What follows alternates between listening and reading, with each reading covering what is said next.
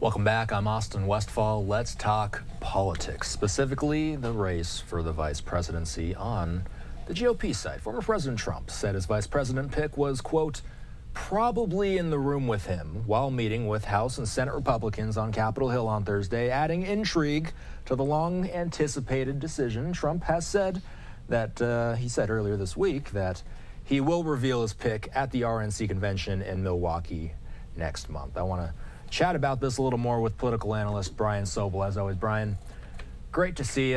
There's a lot of things that go into a Veep pick, correct? The things that come to mind for me is you want somebody that excites the base, you want somebody that appeals to people that are moderate, independents, things of that nature. Am I missing anything? No, the only other thing I would add is geography oftentimes. And nowadays, maybe the idea of a gender or other diversity that may add to the ticket. In American history, presidential candidates have looked for somebody to cement a different base that they may not have because geographically they're not there. So, you know, as one wag said, the only person who can predict what who Donald Trump will pick is Donald Trump. So we're going to have to wait around and see what he thinks. Who makes sense, though? I mean, when we talk about the appeals to independent piece of this specifically, does anybody come to mind? Well, I think, you know, if you're going for gender, obviously, then you're looking at one of the women who have been bandied about. If you're looking for tough on defense, as an example, the quiet senator from Arkansas, Tom Cotton, who you see a lot being interviewed and who's emerged in the last month as a potential vice presidential pick, may be somebody. If Trump was accurate in saying that his vice presidential pick might be in the room at that recent discussion, then somebody like a Tulsi Gabbard is not on the list. And Kristi Noem, who would have been on the list, quite frankly, is off the list now for the dog shooting incident. So, you know, it's bouncing around a little bit. And then, of course, you've got the Tim Scotts and the J.D. Vances and other people who may be part of the mix. Yeah, if it was somebody that was in the room at that congressional event, that would make me think Doug Burgum wouldn't be on the short list either, correct? Absolutely. And, you know, Burgum has been there right along, kind of steady as he goes. Never really criticized Trump all that much. You know, in discussions with Trump, he kind of gives him a nod a little bit. The biggest problem with him, of course, is he's not well known across the nation, and you have to ask, what does he bring to the ticket? And that's the whole thing with a vice presidential candidate, is that they have to support the whole theme. And if they don't, then they're kind of, and I don't mean this in a pejorative way, they're sort of a waste. And of course, the position of vice president has always been this curious position. You know, Harry Truman once said that the one thing you learn about being vice president is you're nothing until you're something. And that's sort of the history of the vice presidency, Austin. You know, when we talk about geography playing a role in this thing, that wouldn't necessarily make sense for Tom Cotton. Not that this is a perfect science. I don't mean to make it sound like it is, but Tom Cotton's not in a purple state, is he?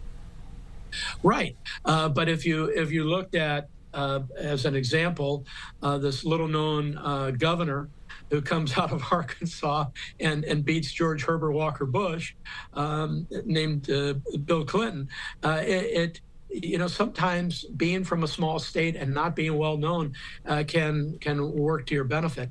And the other thing is, just historically, the vice presidency is critically important, as we know from Harry Truman becoming president after the death of Franklin Roosevelt. But Roosevelt changed out his VPs, his vice presidents, and so, you know, this also plays into it. You're looking for somebody who will bolster you for the national election.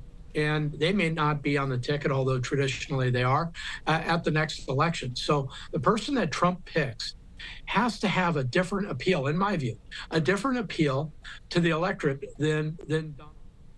So that's going to be the key choice here. Trump is huge on loyalty, right, Austin? I mean, he's huge on that.